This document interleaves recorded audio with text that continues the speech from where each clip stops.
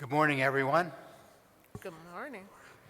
I'd like to call our meeting to order, our meeting of September 22nd. Wow. Forget that. September 22nd. October. October, oh my God.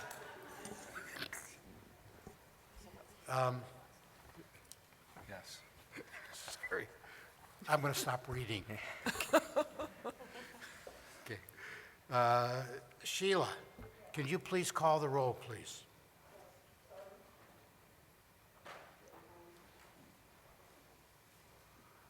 Hold on just a moment.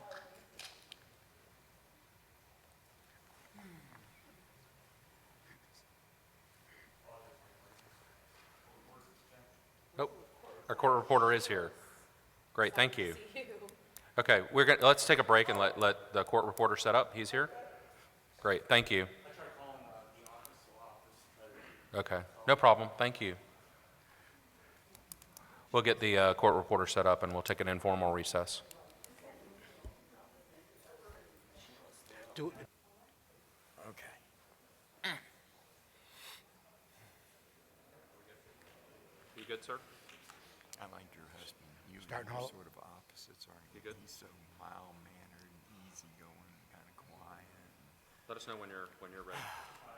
That's why it probably works. okay, great. Good morning again. Welcome to the meeting of October 22nd. I'd like to go ahead and call the meeting to order and ask Sheila to call the roll. Good morning. Ron Lieberman, Here.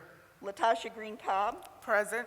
Ryan Benson, Sandra Einhorn, Here. Mario Ficella, Here. Bill Gulliford, Dev Matwani, and Adam Calloway. Here. Thank you. Okay, thank you. Quorum is present, Mr. Chairman. Thank you.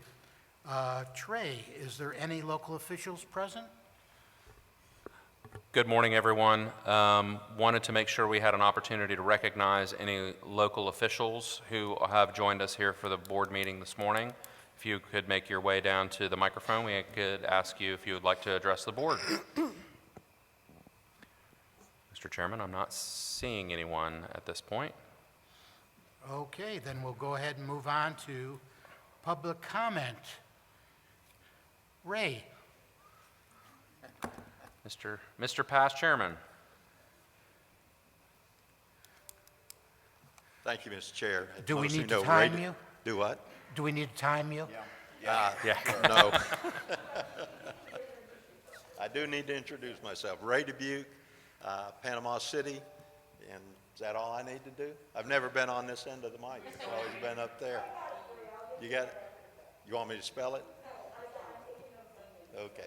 Anyways, I just wanted to welcome you all to the Panhandle. I know when I was chair, we tried to get this meeting over here, and a little thing called Michael came in a couple of weeks before. Then we tried to reschedule it, and a little thing called a pandemic hit. So I'm glad you didn't bring any locusts with you this time.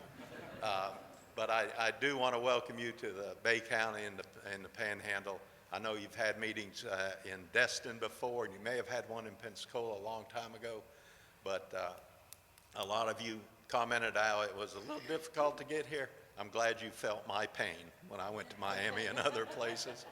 But I do appreciate everything you do.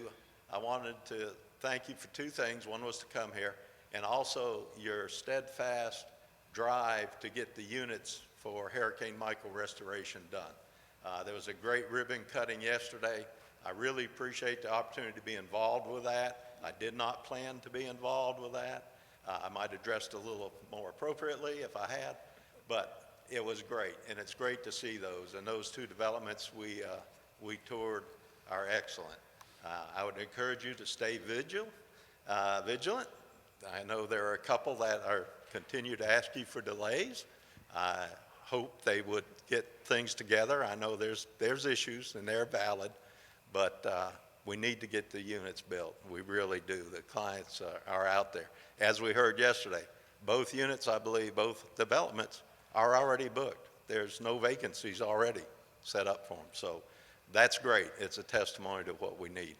thank you for what you do for the state. I never realized it until I was on the board, what you do, and I really appreciate it. So thank you for being here. Okay. Thank you, sir. Thank you, Ray. Thank you, Ray. And Ray, you look better on TV than in person.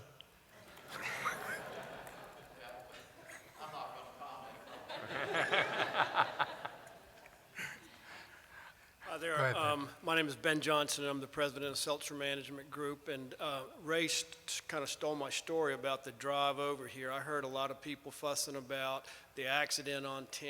I heard people fussing about the log truck on Route 20. God forbid people had to fly to Atlanta to get here. Welcome to my life as well. So anyway, welcome. And I also wanted to say thank you, not only for coming here, but thank you for this relationship that Seltzer Management Group has had with Florida Housing over 25 years. Some of you may saw the Rick Seltzer Park when you came down the road, and that's our founder, and I'm sure he'd be very, very proud today. One of the things that he was most proud of was starting a company right here in Bay County that provided professional employment opportunities people to pay taxes, raise families, and enjoy life. And I think if he looked here today, we're some 36 strong today. And I've got a bunch of staff here today. I'd like to let them stand up and be recognized. Wow. That's great.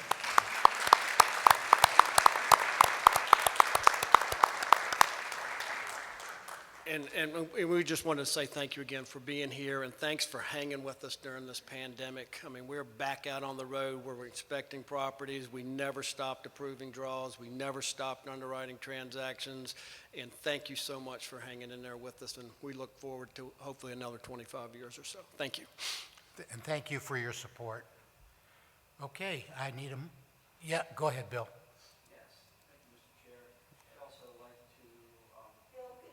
There. Yes. There, got it better. I'd like to also, during this period, is recognize the local partners who are part of our Housing Stability for Homeless School Children program here in Bay County, and they've been just wonderful to work with, even with all the challenges of implementing the program during the COVID crisis and just all the challenges. They have been fantastic, and we're learning a lot from this local partnership with Bay County. And I believe Terry Henry from the Panama City Housing Authority, as well as Kay Daniels from the Bay County School District, would like to make a few comments. Thank you. Okay, thank you, Bill. Good morning. Good morning. We just wanted to take a moment and,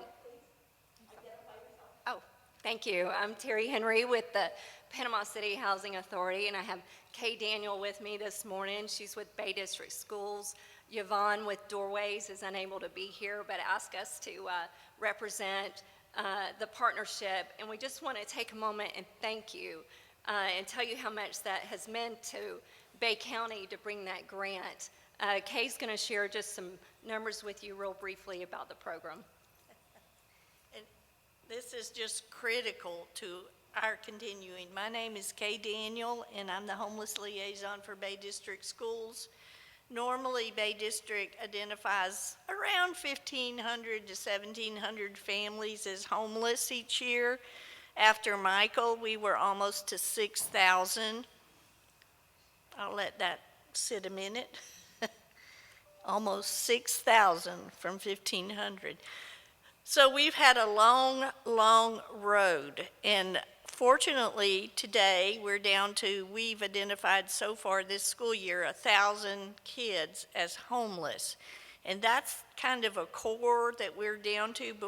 Pre-Michael, I pulled the numbers right before we left, and we were at 700. So at the same point in time, being at 1,000 lets us know that it's an increasing population that are homeless. And the critical thing about this program, and this gets down into the splitting of hairs, is there's a HUD definition of homeless, and there's a U.S. Department of Education definition of homeless. Under HUD's definition, 75% of my population is ignored and not considered homeless. And that 75% are the ones that we call doubled up. And that's the most typical way we find homeless kids across the nation, is they're doubled up. They're staying with someone. And that doesn't mean I'm staying with grandma and we've been staying with her for 10 years and we're not going anywhere else. That means some family, out of the goodness of their heart, has said, you can come stay with me on my couch, hopefully, if they have a couch. You know, there's never a bedroom for them to stay in. You can come stay with me until, and that until is outside of y'all's realm. That until is until I think you're flirting with my boyfriend, or I think your mom has caused a problem for me, or I think, you know, you've done something that I don't like. That's the until. And then all of a sudden, out the door you go, into the street, whatever time of day that is, with or without your belongings that you carried in a trash bag. So these kids are desperate, desperate, desperate for housing. And we thank y'all so much for giving kind of that 75% an opportunity to get into housing, which they normally would not have had. So I hope y'all get that split of hairs definition, because it always makes the numbers look weird with, you know, the Department of Education and then the HUD's definition, and then the numbers are like, well, why are there so many homeless people? Well, it's because we count them. Thank you so much, Trey. Yep, thank you for bringing that to our attention. Bill and I can take a look and see if that is in HUD rule or if that, you know, is in federal statute, how that could possibly be changed. But thank you for pointing that out, and we'll take a look at that and see what we can do. Thank you, ma'am. Thank you all for being here. Thank you. This is one of the programs. It makes you feel good about serving on the board. Bill, great job. Okay. I need a motion on the minutes. Second. I have a motion and a second. Any discussion? Okay, seeing none. All in favor? Aye. Aye. Okay. We need the approval of items on the consent agenda. Trey, has there anybody indicated they want to pull anything? Mr. Chairman, I have not heard from any of the board members about any consent items being pulled from that agenda, and I ask for any items that the board members would like to be pulled, be put out now. Okay, seeing none. Bill, we have a Move the motion. consent agenda. Second. A motion and a second. Any discussion? Seeing none, all in favor? Aye. Okay. Audit Committee update. Latasha, Good morning. good morning. The Audit Committee meeting convened on Thursday, October 21st, 2021, at 4 p.m. here at the Sheraton in Panama City Beach. The committee voted to approve the minutes from the meeting held on July 29th, 2021. The Office of Inspector General presented the preliminary 2021 Annual Enterprise Risk Assessment for the Audit Committee's input. Additionally, the Office of Inspector General provided the Audit Committee with updates regarding current audits, management, and quality assurance reviews. That is all, Chair. Okay, thank you, Latasha. Okay, physical, Angie Sellers. Good morning, Board. You have in front of you our draft operating budget for 2022. I'll also email it to you all probably Monday afternoon. Right now, I want to give you just a quick overview of the 2022 budget. What you have is in our normal format. So we have three parts to the budget document that you have. There's an actual numerical budget that shows the 2022 proposed operating budget, 2021 projected actuals, and the 2021 approved budget. There's also a line item guide that describes what goes into each line item. And then there's a third document that outlines the basic assumptions used to create the budget. The general approach to the budget is outlined in the budget assumptions document, so I won't go into a whole lot of detail. But the important point is that we conservatively budget for both revenues and expenses. And this means we discount revenues a little bit, and we project expenses on the high side just to make sure that we're covered. We use actual amounts when they're available for things like rent and insurance. And we treated 2022 as a, quote, normal year. So you'll probably see some variances like in travel. We budgeted 2021 as if travel would be back to normal. Clearly it was not. But then we have 2022 budgeted again as if travel is back to the typical travel. So our projected actuals are pretty low for 2021, but we're budgeting 2022 much higher. And as always, we try to give you a positive bottom line. So generally for revenue, we poll the business units and get their expectations for activity for the coming year. We look at recent history and get input from our investment managers about projected earnings. Then we make certain assumptions and discount it a little bit, just depending on what we think the market's going to do. Salaries and benefits, we carried most of the positions from 2021. There were a couple that had been budgeted several years ago that never quite materialized, so we've removed those for the budget. But those were pretty much offset by a couple of new positions requested by the business units. We did see, the benefit levels are the same, but we did see an increase in our medical insurance rates this year. For expenses, we do a zero-based budget, and it's based on program narratives and requests from the business units. We go through an iterative process with the business units, the executive director, and the finance department. And again, it's a conservative approach to make sure that whatever happens is covered by the budget. The approved budget is not released to business units all at once. We would take a wait-and-see approach for discretionary items like conferences and travel and that sort of thing to make sure there's sufficient revenue to cover them. Approval of the operating budget will be at the December board meeting. And as you review the budget between now and the December meeting, please reach out to me if you have any questions.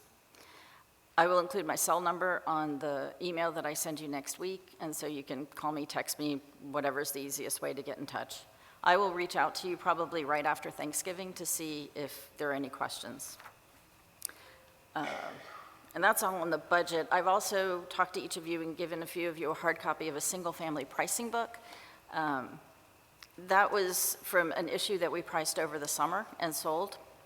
The issue was priced in July, closed in August. RBC was our lead banker on the deal. As usually, the indenture is rated AAA by Moody's. We went out with a $125 million bond issue, but due to a really strong order period, we upsized it to $140 million. The bond yield is about 1.8% on this issue. So, and if you have any questions on the pricing book, and I'll also include that in my email to you next week, please let me know. Okay, Trey, you have a comment? Yeah, just a couple of comments, board members. I have a few relatively minor changes that have yet to be reflected in this budget. I'll try and get with Angie and get those made before she sends that email out next week. But they're relatively minor, mainly related to some travel and some other staffing issues. But I just wanted to make that point. But I'll get with Angie and we'll get to you with my changes on that document that gets emailed.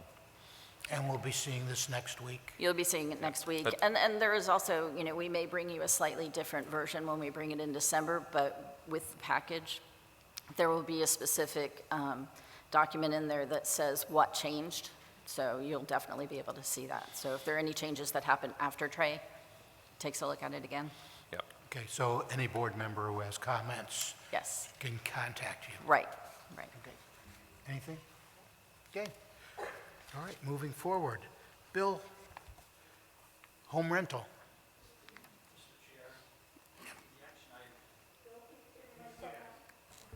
Thank you, Mr. Chair. Yes, the action item that I'm going to be presenting under home rental today, item A is the Home Investment Partnerships Program, or home funding from the American Rescue Plan. Some background, the American Rescue Plan Act, as many of you know, is a federal economic stimulus bill passed by Congress and signed into law last spring. Part of the legislation provides $5 billion from HUD to the Home Investment Partnerships Program, or the Federal Home Program. This funding is specifically to be used to provide housing and related services and resources for households that are homeless, and kind of a broader, in a way, as Ms. Daniels was saying, broader households that are also not only, say, literally homeless, but also at risk of homeless or being doubled up. So they're really not stably housed in permanent housing. Not only Florida Housing, as the state administrator of the federal home funds, is eligible to receive an allocation, but also local jurisdictions who are entitled for this resource will also be receiving an allocation for the same uses and eligible households. The funding can be used for a number of things. As you can imagine, what we're really focused on is financing the development of affordable housing as currently permitted under the home program. We can also provide, through this funding, tenant-based rental assistance, again, for households that aren't stably housed. Also, you can provide supportive or related services to help keep households stably housed once they receive housing. And also, there is not only from a new construction, financing of new construction, but also could finance acquisition and rehabilitation of developments for the use as permanent housing for these households. The Home ARP program, as it's called, the funds will be available to participating jurisdictions to obligate for eligible activities through September 30th, 2025. So there's, some pretty tight parameters on obligating the funding, but also funds may be drawn for expenditures through September 30th, 2030. HUD has announced and has provided the allocations for participating jurisdictions. Florida Housing Finance Corporation was awarded $71,903,340 as the state's non-entitlement allocation. To receive that funding, what we will have to do is go through due diligence regarding public workshopping, soliciting input, consulting with many stakeholders. You can imagine the broad range of stakeholders, including advocates, housing providers, developers, the various respective coalitions. So we will have to go through that due process to be able to develop and write a allocation plan that will have to be reviewed and approved by HUD. Including in that plan will also be a needs assessment based on the needs for the eligible households, as well as looking at the current housing stock. So we think one thing that will be helpful is, as you know, and you all approved recently, the extension of finalizing the needs assessment for persons with special needs and homeless households. We are about 3 weeks away from completing and issuing that report. We'll be, of course, providing it to the board before we would issue it publicly, hopefully at the December board meeting, but it will really help us with the due diligence of that process, because that's kind of a heavy lift, do the needs assessment as well as the housing inventory. And then through this process, we will have to develop a draft approach. We will be working with the Department of Economic Opportunity.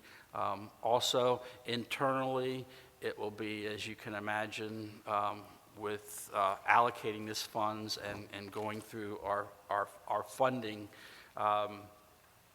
traditional funding structures, and looking at if we have to do anything new. We will be working with, Marissa's program.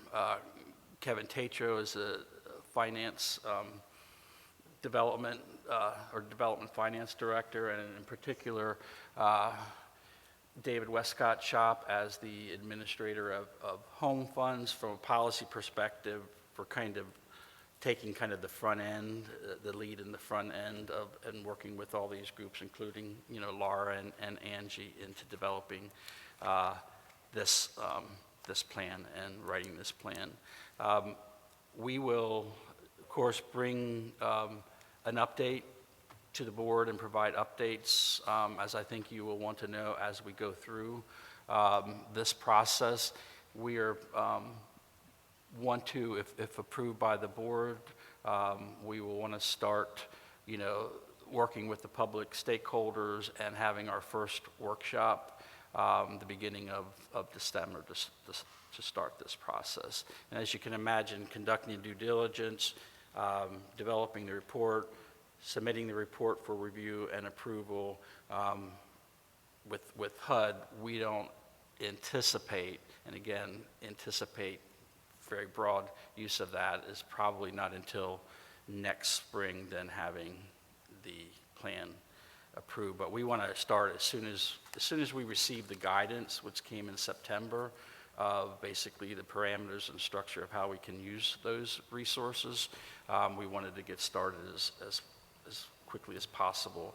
So we wanted to come to the next board meeting, and our staff recommendation is to approve the staff's request to engage the required consultation and public participation process to develop a home ARP allocation plan for submission to HUD. Okay, I need a motion to staff's recommendation. So moved. I have a motion and a second. Any discussion? I just had one question. I'm sorry if I didn't catch it in the package. But the allocations, how are they distributed? Meaning, are they grant funding or how are those funds distributed? It's a possibility. I mean, you have some options. I don't know if David, if you want to. Yes, thank you. They are grants.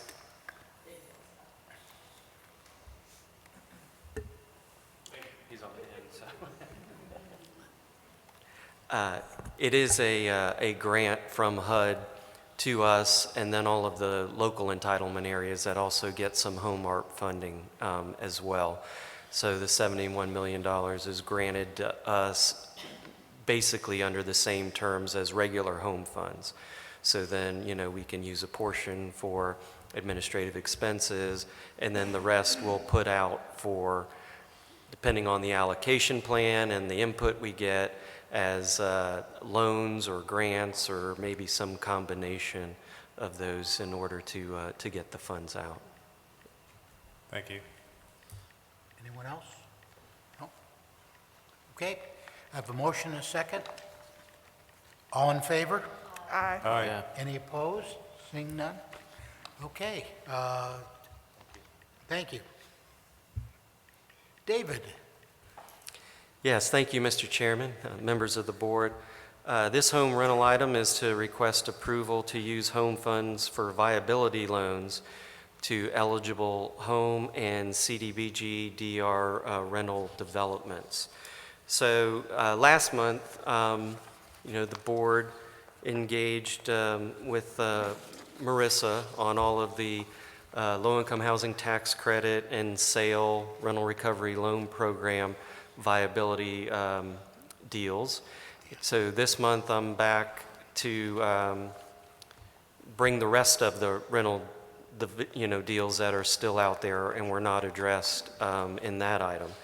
So while Marissa's using other funds to run an RFA for deals that might be interested and eligible, we're asking to use up to $20 million of home funds, which should cover all of the deals in the pipeline, whether they be home or CDBG-DR, to provide viability funding as might be appropriate. So we certainly started with your discussion with Marissa, and on item F, there's items 1 through 8, 1F, 1 through 8, or what you came up with last month. And there's a couple of areas that we are proposing to treat a little bit differently because of the nature of the home CDBG-DR deals. The first one would be that instead of a 40% minimum deferred developer fee, we'd be looking for a minimum of 25%. You know, a lot of these deals are smaller deals with not-for-profit developers. So in working with Kevin Tatro and Development Finance and going through the surveys and looking at things, that's the recommendation we came up with for these home and DR deals. Next, number 8, so for the tax credit and sale and RRLP developments, developers were given the choice of paying an interest rate or not participating in a future RFA. For these deals, we would propose that the interest rate be the same as the underlying home or DR deal. So for home, if it's a for-profit developer, those deals are already paying a 1.5% interest rate, so the viability loan would be at that same interest rate. If they're a not-for-profit developer, then it's a 0% interest rate, so the viability loan would be at 0% for those as well. And the last thing I'd like to point out is that, you know, similarly to what you approved last month, we're going to ask that applicants exhaust all possible opportunities for other funding sources first. And in this instance, especially as it relates to the CDBG-DR deals, you know, we've been given $140 million by the Department of Economic Opportunity under the subrecipient agreement with them. So to the extent that we can, you know, maybe use some of that $140 million that's not going to be used for, you know, costs of the development, or if there were to be a deal that chose to drop out here after the viability loan process was over, then we would take those DR funds first and apply them to the DR deals before we use the home funds to plug any of those remaining gaps that we might have with the remaining CDBG DR deals.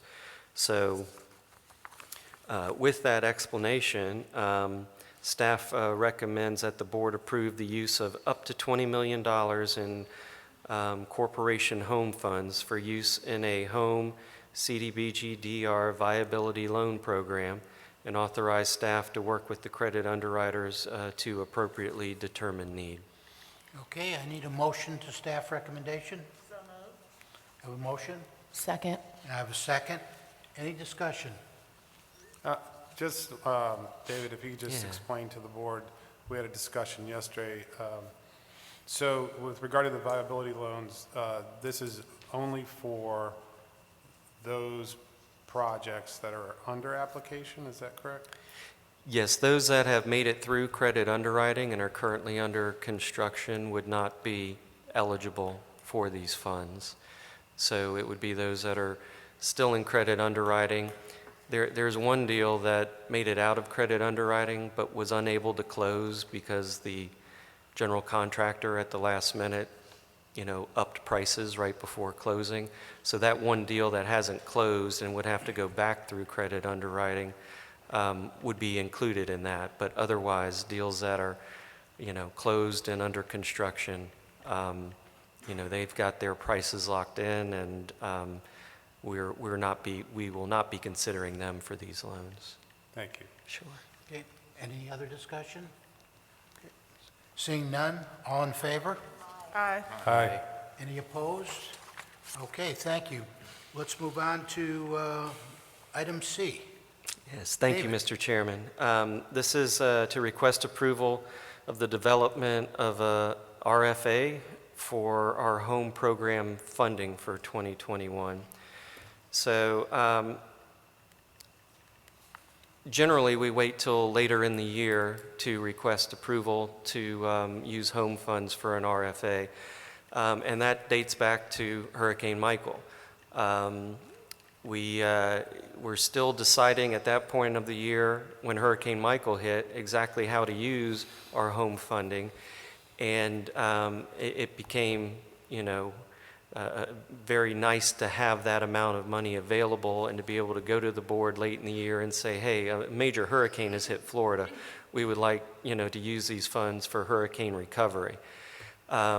So, here we are ending, nearing the end of hurricane season. And while we're not through it yet, the, request is to begin the RFA process, to start having the workshops and whatnot on November 15th.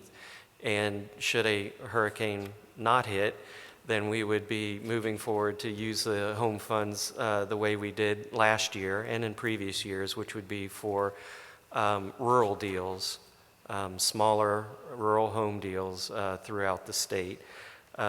Should we get a late season hurricane, we will then workshop it towards the counties that might be in need of some hurricane relief funding, similar to the way we did for Michael those 3 years ago. So the recommendation is to authorize staff to proceed with the development of an RFA for using home funding, and to authorize the executive director to establish a review committee for the RFA to make recommendations for award to the board.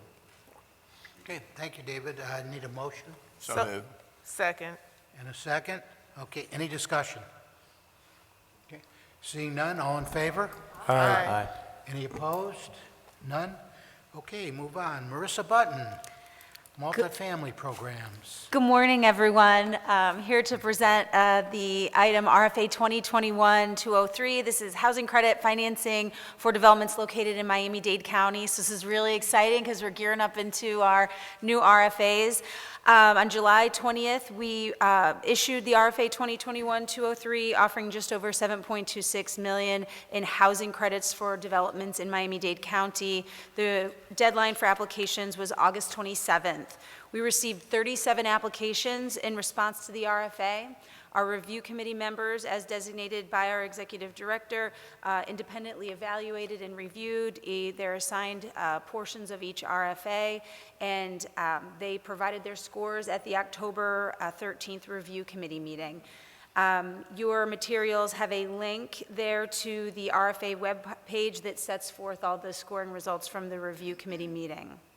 Your materials also have Exhibit A, which is the all applications chart for RFA 2021-203, and that lists the eligible and ineligible applications in their assigned application number order.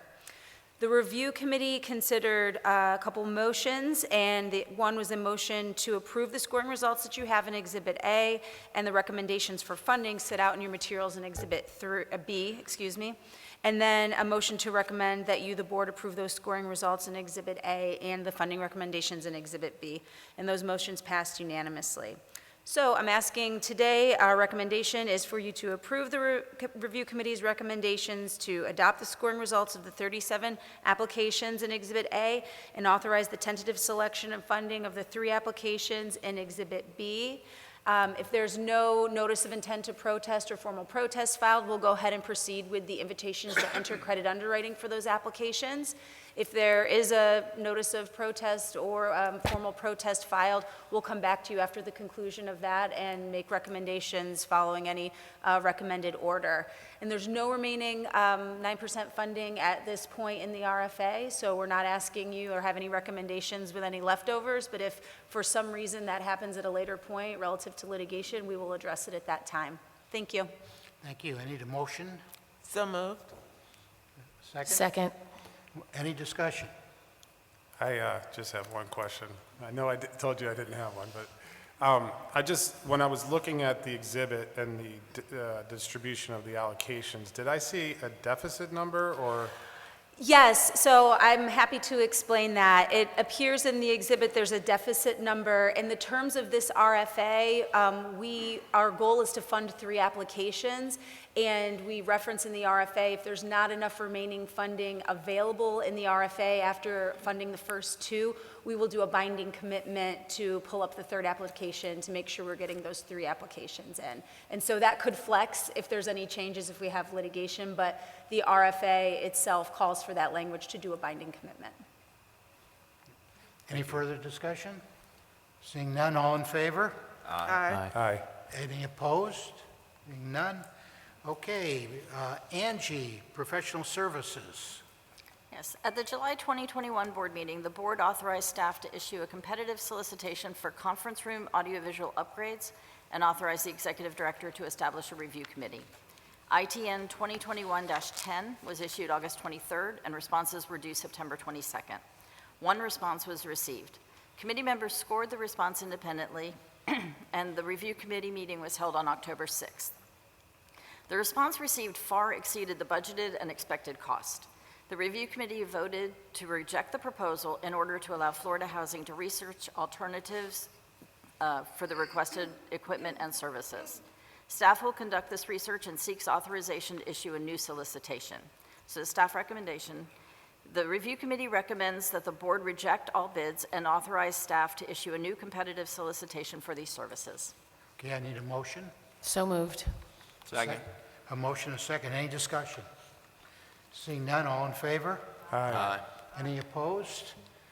Okay, Angie, services selection, item B. In 2018, Florida Housing issued a competitive solicitation for trustee services. In October of that year, the board authorized staff to enter into contract negotiations, and contracts were subsequently executed with the following 4 vendors: the Bank of New York Mellon Trust Company, N.A., U.S. Bank National Association, Wells Fargo Bank, N.A., and Wilmington Trust, N.A. Each contract was for 3 years, and these expire in March 2022. Contingent upon satisfactory performance as determined by Florida Housing, the contracts may be renewed for an additional 3 years. And Florida Housing staff supports renewing these contracts.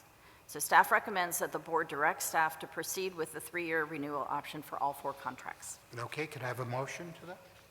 So moved. Second. A motion, a second. Any discussion? Seeing none, all in favor? Aye. Any opposed? Okay, thank you, Angie. You have a couple of things, Trey? Thank you, Mr. Chairman. Yeah, I want to take a moment and point out a couple of the information items for the board. I'd be remiss if we didn't talk a little bit about the natural disasters update that Laura Cox and her team have prepared. The first one there on the agenda for that information item is, of course, Hurricane Michael. And you can see, you know, she kind of lays out for all of us.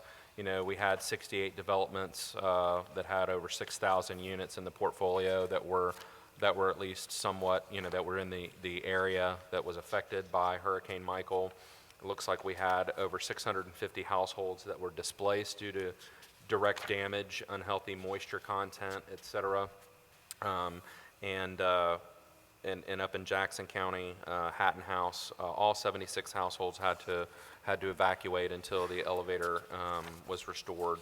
You can go. I just wanted to point out, going through that information item, by the end of 2020, all of the previously uninhabitable units were reoccupied, with the exception of the Independence Village here in Bay County, which has been subsequently demolished, and I believe that is that in litigation, Laura Cox? Do you have any update on that? So we did start foreclosure, I'm sorry, Laura Cox, Director of Asset Management. We did start foreclosure on that development, but I believe we've reached an agreement with Bay County that they will go ahead and purchase the property. The Big Bend that had owned it were dragging their feet on making an agreement with Bay County, which you had approved an agreement to sell it several months back, maybe even a year at this point now.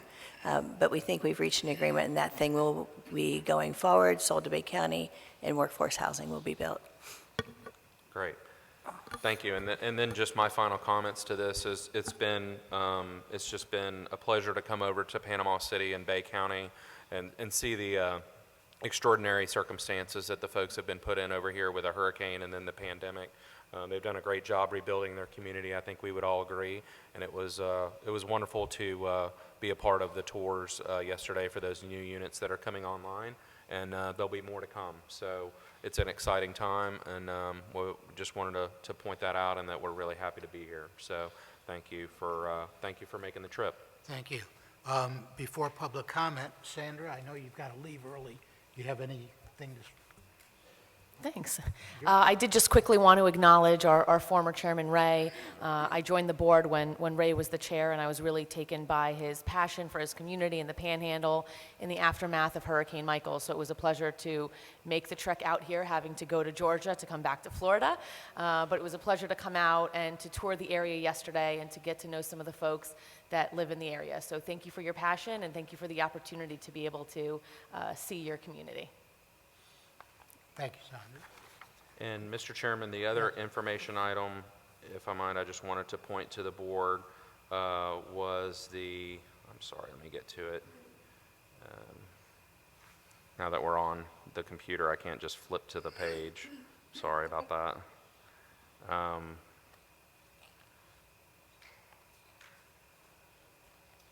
That was the management company compliance update.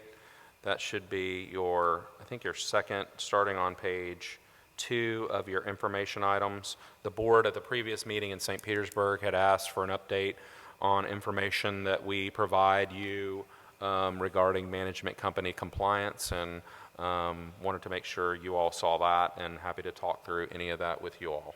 Mm-hmm. Okay. All right, it's time for public comment. Anybody have anything to say? No.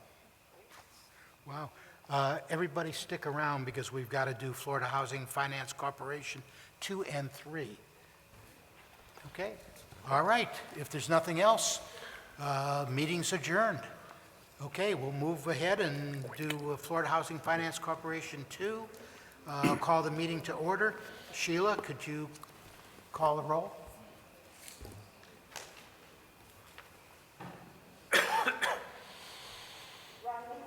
Here. Green Cobb, Present. Ryan Benson, Sandra Einhorn, Here. Mario Facella, Here. Bill Gulliford, Here. Dev Matwani, Adam Calloway. Here. Thank you. Okay, thank you. Hugh. Good morning, Hugh Brown, General Counsel. Hugh Brown, General Counsel. Thank you. The only item we have on this agenda for you today is to update the signature resolutions for FHFC2. You have already done this on the consent agenda for the corporation proper. This is to reflect changes in the internal titles recommended by HR to bring us more in line with other financial institutions. And so since the employees are going to be signing with those new titles, we need to update the resolution. So staff recommendation is to have the board adopt resolution 2021-060, delegating signature authority and designating staff as described. Okay, I need a motion. So moved. Second. Motion and second, all in favor? Aye. Any opposed? Thank you. Seeing none, any public comment? Seeing none, we'll go ahead and move on to Florida Housing Finance Corporation 3. Adjourn this meeting. Oh, let's adjourn 2 first. Okay. Wait a second, I'll make it official. There you go. All right. Now we'll move on to 3. Thank you. Sheila?